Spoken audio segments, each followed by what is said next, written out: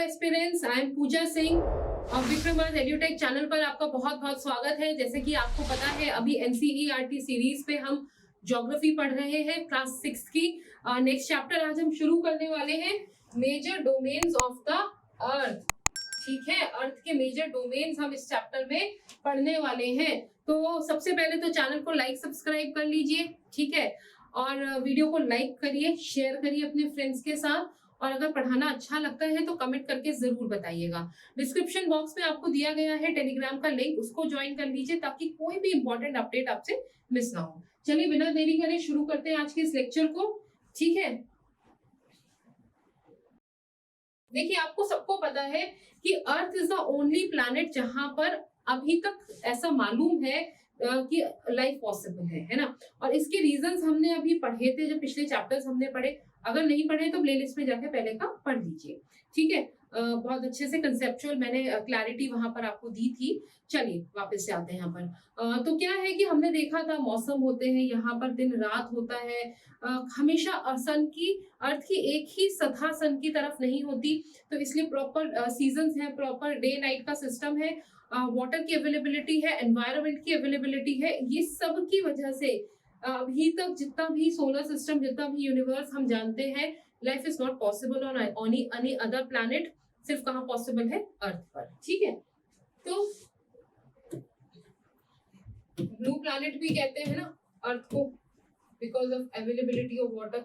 The solid portion of the earth on which we are standing is called lithosphere. Gaseous layer atmosphere, और पानी जहाँ है hydrosphere. ठीक है, अपने पैर को जमीन पर मारिए, ठोस है ना, तो क्या है ये सॉलिड सरफेस है, इसको लिथोस्फेयर कहते हैं। देखिए हिस्ट्री में आप सबने पढ़ा होगा, लिथ मींस स्टोन, और स्फेयर तो आप सभी को पता है, गोल। तो एक ऐसी गोल बॉडी जिसका सरफेस लिथ यानी स्टोन का बना हुआ है, दैट इज लिथोस्फेयर। एटमॉस्फेयर, ठीक है, एटमॉस और स्फेयर से मिलके बना है एटमॉस्फेयर, ठीक है। हाइड्रोस्फेयर, हाइड्रो प्लस स्फेयर से मिलके बना है ना। हाइड्रो मींस वाटर होता है, एटमॉस मींस गैसेस होती है, ठीक है। तो आई होप इतना आपको क्लियर होगा, है ना, बहुत बेसिक है ये तो। लिथोस्फेयर सॉलिड सरफेस, एटमॉस्फेयर जो हमारे चारों तरफ गैस का ब्लैंकेट है, एंड हाइड्रोस्फेयर जितना भी वाटर अर्थ पर अवेलेबल है, ठीक है। चलिए अगली स्लाइड देखते हैं क्या कह रही है। हाइड्रोस्फेयर मैंने आपको बता दिया।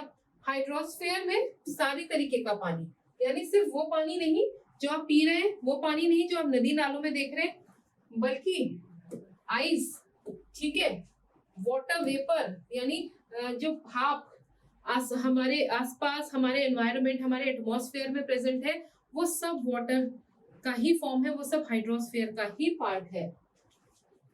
अब बायोस्फेयर क्या है देखिए,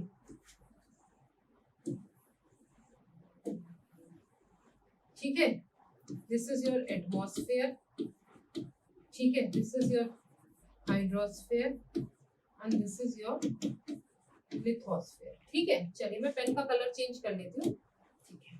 अब देखिए इसकी बाउंड्री ये भी, इसकी बाउंड्री ये भी, और इसकी बाउंड्री ये भी। तो ये जो बीच का पोर्शन है जहाँ एटमॉस्फेयर, लिथोस्फेयर और हाइड्रोस्फेयर तीनों इंटरैक्ट करते हैं, यही वो जोन है जहाँ लाइफ पॉसिबल है, ठीक है। और इसी को बोलते हैं हम बायोस्फीयर, ठीक है। तो बायोस्फीयर की सिंपल डेफिनेशन क्या होगी? The narrow zone where we find earth, land, water and air. ये बहुत कम है, आप देखिए अगर तीनों का प्रोपोर्शन देखेंगे तो बहुत छोटा सा एरिया है जहां पर ये तीनों चीजें प्रेजेंट है। तो एक ऐसा नैरो जोन, एक ऐसा पतला एरिया जहां पर लैंड, वाटर और एयर तीनों का प्रेजेंस होता है, उसको हम बोलते हैं बायोस्फीयर। और लाइफ केवल यही पॉसिबल है, यानी जीवन जो है वो केवल इतने से एरिया में ही पनपता है, बड़ा होता है और फलता फूलता है, ठीक है। चलिए, it contains all forms of life, यानी खाली ह्यूमन की बात नहीं है, एनिमल्स की बात नहीं, यहाँ पर प्लांट भी होंगे, माइक्रोब्स भी होंगे, सब कुछ होगा, ठीक है। चलिए एक एक करके देख लेते हैं। पहले लिथोस्फेयर को देखते हैं। सॉलिड पोर्शन ऑफ अर्थ है ना, अर्थ की जो ठोस सतह है उसको क्या कहते हैं? लिथोस्फीयर। यानी क्या है ये हिंदी वाले बच्चों के लिए? ठोस सतह। और ठोस सतह को इंग्लिश में क्या बोलते हैं? Solid portion. अर्थ यानी पृथ्वी। ठीक है, चलिए। It comprises the rocks of the earth crust के rocks and the thin layers of soil that contains nutrient animals which sustain organisms. तो जब हम लिथोस्फीयर की बात कर रहे हैं तो सॉलिड मान के मत समझिएगा कि मिट्टी है तो उस पर हम पैर दबाते हैं डालते हैं तो वो तो धंस जाती है तो वो लिथोस्फीयर का पार्ट है। नहीं, लिथोस्फीयर का पार्ट रॉक्स, जितना भी रॉक सिस्टम अर्थ पर अवेलेबल है, प्लस सॉइल। क्योंकि आगे हम पढ़ेंगे किन्हीं लेक्चर्स में कि सॉइल भी रॉक से ही बनती है ना। रॉक के जब बहुत सारा लंबा टाइम हो जाता है तो चट्टाने होती हैं उनके अपघटन से, यानी उनका जो उन पर इरोजनल एक्टिविटीज होती हैं उसकी वजह से क्या होता है? मिट्टी का निर्माण होता है ना, सॉइल बनती है। There are two main divisions of the earth surface. ठीक है, कॉन्टिनेंट और ओशन बेसिन। ओशन बेसिन का मतलब क्या होता है? जो समुद्र का तल होता है। तो ओशन बेसिन यानी समुद्र का तल। तो अगर हम बात करेंगे अर्थ के सरफेस की तो वो दो भागों में बटी हुई है। एक तो होता है जो हमें अर्थ की सरफेस दिखती है, लेकिन एक सतह पानी के नीचे भी है ना। अगर समुद्र में नीचे चले जाएंगे तो कहीं ना कहीं तो जमीन आएगी, कहीं ना कहीं तो सॉलिड आएगा, तो उसको बोलते हैं ओशन बेसिन या समुद्र का तल उसको बोलते हैं हम।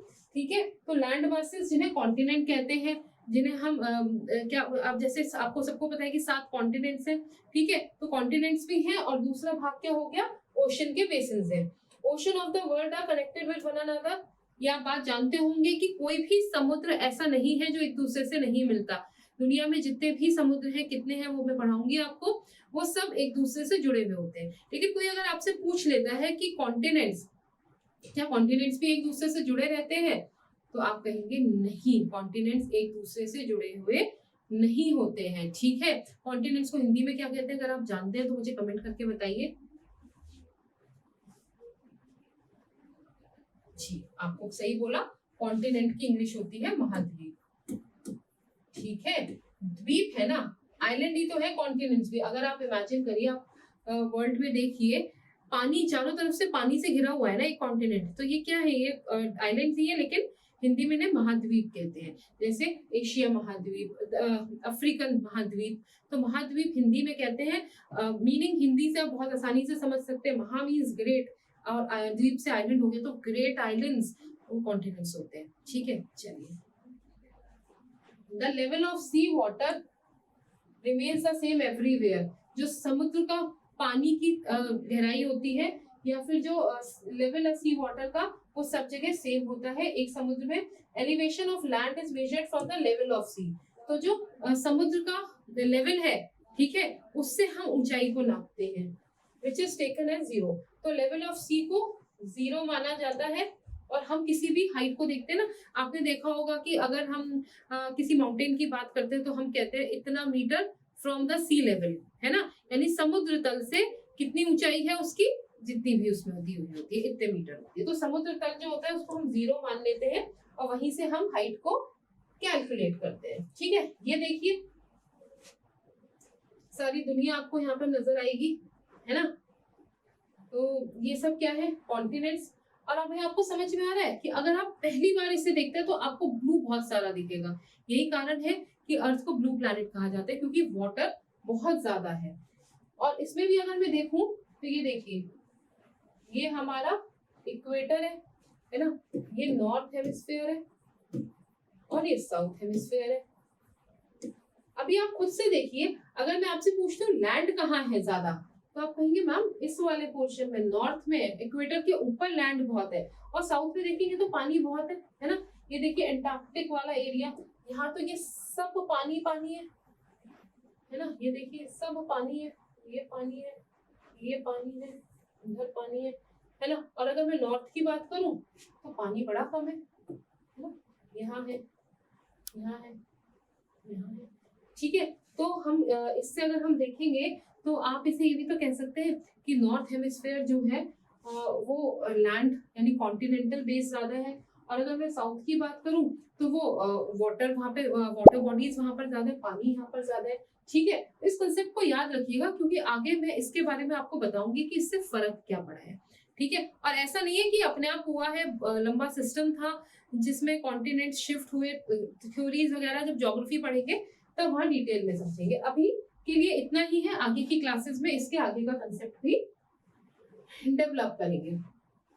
फैक्ट्स है कुछ, आपके एनसीईआरटी में फैक्ट्स भी दिए रहते हैं। देखिए अभी इसी की बात कर रही थी मैं, हाईएस्ट माउंटेन पीक, दुनिया की सबसे ऊंची चोटी कौन सी है? Mount Everest. और कितनी है? 8848 metres above the sea level. ठीक है, सी लेवल को 0 माना है तो वहां से कितनी इसकी हाइट है? 8848 मीटर। याद कर लीजिए और कमेंट करके बताइए कहाँ सिचुएटेड है। ठीक है, इसका प्लेस बताइए मुझे, माउंट एवरेस्ट किस कंट्री में सिचुएटेड है ये मुझे बताइएगा, है ना। फिर डीपेस्ट, अब ये तो हमने हाईएस्ट देख ली, पीक कितनी है? 8848 मीटर्स है। अब भाई ये लैंड हो गया, अब नीचे समुद्र में देख लेते हैं। तो समुद्र में अभी तक की नोन जो हम डेप्थ नाप पाए हैं वो है 11,022 मीटर्स। और ये कहाँ पर है? Mariana trench. क्या है? Mariana trench. कहाँ है मैरियाना ट्रेंच? तो याद रखिए पैसिफिक ओशन। ठीक है, आसान है, बहुत मुश्किल नहीं है। फैक्ट्स है 8848 और 11022, ये दो चीजें याद रख लीजिए, काम है। ठीक है, चलिए अब बॉक्स फैक्ट देख लेते हैं। क्या है बॉक्स फैक्ट, क्या कह रहा है? एडमुंड हिलेरी, एडमुंड हिलेरी कहाँ से? न्यूजीलैंड में। एंड तेंजिंग नोर्गे शेरपा, तेंजिंग नोर्गे शेरपा कहाँ से? इंडिया से। ये पहले मेन थे जिन्होंने highest mountain peak mount Everest को चढ़ा था। कब? 1953 मई में। ठीक है, तो ये दो लोगों के नाम आप याद रख लीजिए, एक न्यूजीलैंड से, एक इंडिया से। न्यूजीलैंड से जो है एडमुंड हिलेरी नाम है, और जो इंडिया से है वो है तेंजिंग नोर्गे शेरपा। ये दोनों के नाम आप याद कर लीजिएगा। फिर उसके बाद अगर मैं बात करती हूँ फर्स्ट वुमेन की, तो वो जापान से है। नाम क्या है? जुनको तबेई, जुनको तबेई। इन्होंने 1975 में, she is the first women, ये भी मई में, 1975 में she was the first women to, जो चढ़ी थी ऊपर माउंट एवरेस्ट पर। ठीक है, समिट मतलब जो चोटी होती है, समिट यानी चोटी पर पहुंचने वाली। ठीक है, first Indian women to climb the highest peak, ये भी मई में, क्योंकि मई में बर्फ कम होती है ना। 84 में इनका नाम था बचेंद्री पाल। तो ये कुछ जीके के क्वेश्चंस हैं, एग्जाम में पूछ लिए जाते हैं, आपको पता होने चाहिए, याद रखिएगा। ठीक है, चलिए कॉन्टिनेंट्स, या फिर अगर मैं महाद्वीप की बात करूं तो कितने कॉन्टिनेंट्स हैं? There are 7 continents, Asia, Europe, Africa, North America, South America, Australia and Antarctica. देखिए पीछे चलते हैं जरा यहाँ पर। ठीक है, हमने क्या पढ़ा? Asia, Africa, North America, South America, Europe, Australia.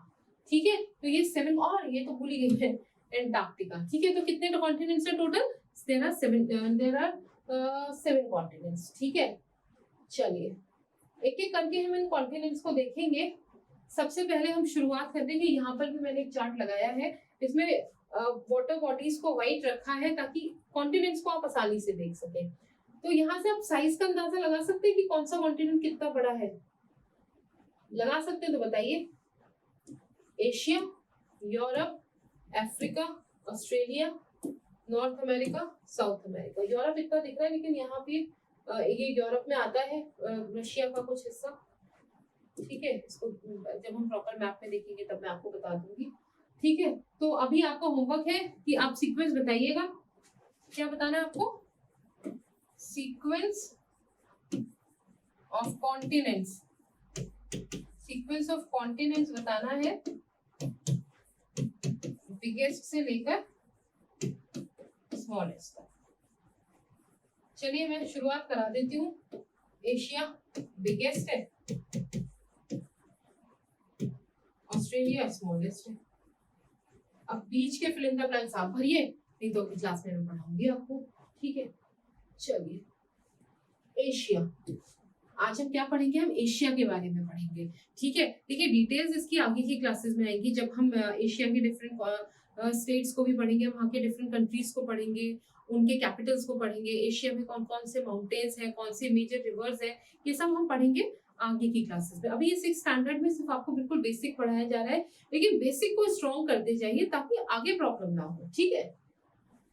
Asia is the largest continent, 1/3 of the total land area, यानी अगर लैंड एरिया इतना है और इनको 3 भागों में बांट दूं तो इन तीनों का एक भाग एशिया है, ठीक है। तो कितना बड़ा है एशिया, आप यहीं से अंदाजा लगा लीजिए, ठीक है। तो continent lies in the eastern hemisphere, देख लो,